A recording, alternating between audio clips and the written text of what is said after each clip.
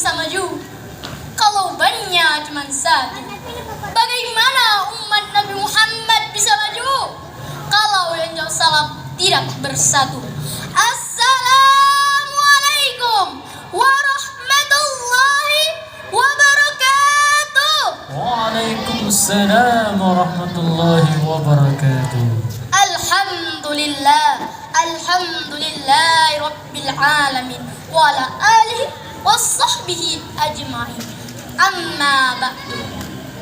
Pertama-tama dan yang paling utama, marilah sama-sama kita panjatkan puji dan syukur kepada Allah Subhanahu wa taala yang telah menciptakan langit tanpa tiang, bumi yang luas membentang, malam dihiasi dengan bintang, dan siang munculnya matahari yang bersinar terang benderang, yang seharusnya membuat kita bersyukur tak terbilang.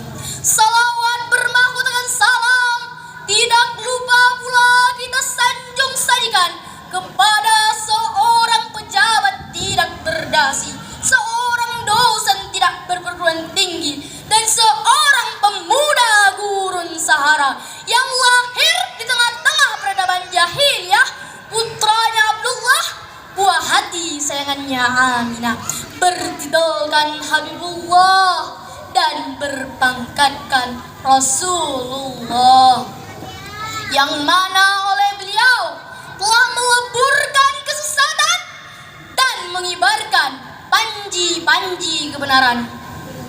Yang saya hormati Dewan Juri yang arif dan bijaksana, yang saya hormati Ustadz dan Ustazah, dan yang saya bangga-banggakan teman-teman seperjuangan.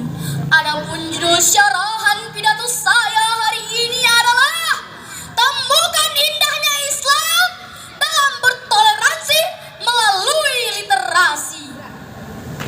Semangat berliterasi, Allah generasi yang madani, membaca dan mengaji, generasi yang islami, semarakan literasi, Allah sesama bertoleransi, Allah yang maha pengasih, insan saling mengasihi.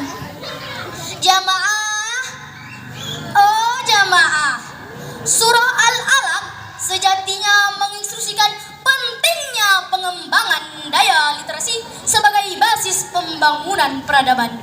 Etos Iqra, membaca, berpikir kritis dan kreatif, meneliti dan mengembangkan sains dan teknologi merupakan sendi utama tegaknya peradaban Islam. Menurut Nasir Hamid Abu Zaidi, jika Mesir mewariskan peradaban pasca kematian piramid, artefak-artefak megah peninggalan Fir'aun, Yunani mewariskan peradaban intelektual berupa filsafat. Islam juga tidak mau kalah membangun peradaban ilmu dalam bentuk teks dan pemikiran. Sejalan dan beriringan dengan itu, Indonesia yang mayoritas akan muslimnya terdiri dari berbagai suku bangsa, adat istiadat dan agama, namun hidup dalam keramah tamahan yang dibingkai dalam wadah Bhinneka Tunggal Ika, berbeda namun satu tujuan, yakni untuk persatuan dan kesatuan, ungkap Dr. Karel Stember, sejarawan berkebangsaan Belanda. Namun hadirin, kekaguman Dr. Karel Stember kini tinggal kenangan. Indonesia kita sedang bersedih, pertiwi kita sedang menangis karena adanya nuansa perbedaan dan keberagaman negeri ini ternyata telah melahirkan fanatisme buta, persaingan tidak sehat, perselisihan, perpecahan, bahkan sindir-sindiran yang meluluhlantahkan nilai-nilai persatuan dan kesatuan yang nyata dan sebenarnya tidak akan terjadi jika masyarakat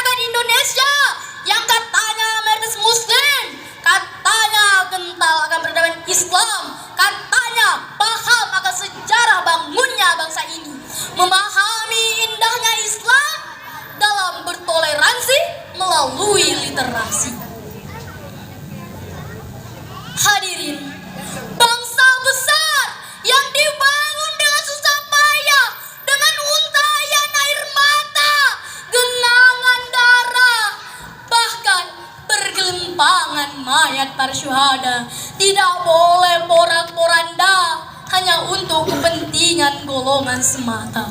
Dengan bacaan materi-materi, tulisan-tulisan para pendahulu yang telah membangun bangsa ini, harusnya bangsa ini harus lebih kuat dalam seluruh bidang aspek, khususnya toleransi.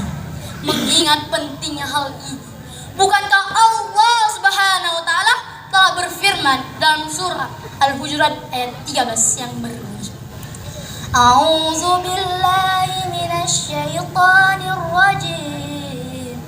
Bismillahirrahmanirrahim. Ya ayyuhan nasu inna khalaqnakum min dzakarin wal unsa wa ja'alnakum syu'uban wa qaba'ila